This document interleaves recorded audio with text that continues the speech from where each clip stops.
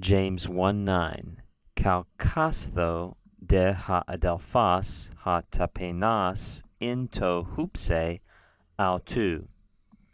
And as we're trying to figure out exactly how sometimes the pieces of James fit together, we think James told us we should rejoice in trials. God's using them to refine us, and we should, when we have trouble seeing it that way, we should ask for wisdom to see it that way. And perhaps here he's addressing one of the main trials that his addressees are experiencing, or that people have experienced throughout the history of the world, is really economic deprivation, the poverty, abject material need.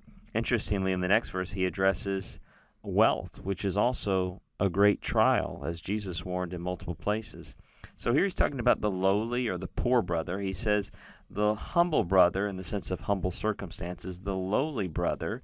We have this little connecting word "de," right? But the humble brother, the lowly brother, probably just use now or so or something. So the lowly brother, let him boast, that is, let him exult, let him rejoice. And then this verb kalkaomai, which means to boast. I don't know if you're familiar with the lexical form there. It frequently has a negative connotation, but clearly here it's positive. Exult, rejoice in.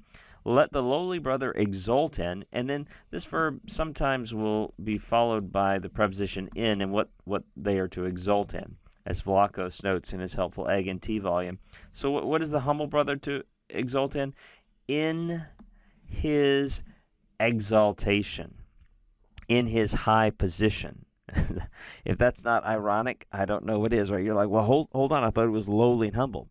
Yes, but in Christ, right? He's adopted into God's family. He's a son, or it's a son or daughter of God.